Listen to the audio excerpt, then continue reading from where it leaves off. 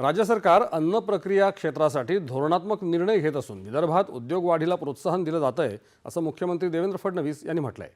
भविष्याभिमुख महाराष्ट्रासाठी कृषी क्षेत्राचं कृषी उद्योगात रूपांतर, मूल्यवर्धन, नवोन्मेष आणि गुंतवणूक या विषयावर CIIच्या परिषदेचं उद्घाटन नागपूर इथे झालं, त्यावेळी ते बोलत होते। कृषी क्षेत्राच्या विकासासाठी शेतकऱ्यांचा क्षमता विकास करून प्रक्रिया उद्योगासह इतर संलग्न क्षेत्राशी त्याची बृहद जोडणी करण्यात येईल असं मुख्यमंत्री म्हणाले। वातावरणातील बदलामुळे शेतीमध्ये झालेले बदल हे या क्षेत्रासमोरचं मोठं आव्हान आहे। या संदर्भात उचित उपाययोजना करण्यासाठी शासन सर्वतोपरी प्रयत्न करत आहे असंही ते म्हणाले। कृषी क्षेत्रात मूल्यवर्धन करून शेतकऱ्यांना जास्तीत जास्त फायदा होण्याच्या दिशेने शासनाचे प्रयत्न आहेत। यासोबतच अन्न प्रक्रिया उद्योगाशी या क्षेत्राला जोडण्याचे कार्यही सुरू आहे। परिणामी शेतकऱ्यांना चांगला मोबदला मिळतोय। अन्न प्रक्रिया उद्योग शेतकऱ्यांचं उत्पन्न वाढवणारा आणि रोजगार निर्मितीचा कणा आहे असं फडणवीस यांनी सांगितलं।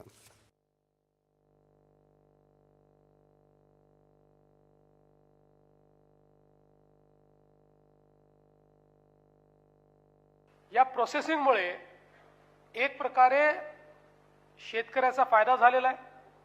आता तर आपण पाहतो की साखर कारखानदारीच्या क्षेत्रामध्ये कंप्लीट सर्क्युलर इकॉनॉमी तयार झाली आहे।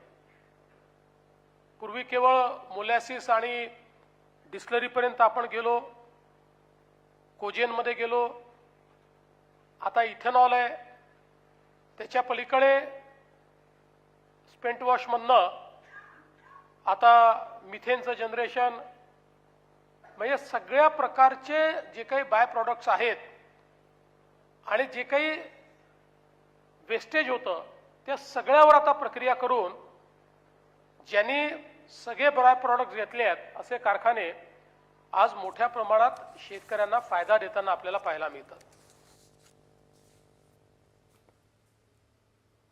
राज्यात हरवलेल्या किंवा बेपत्ता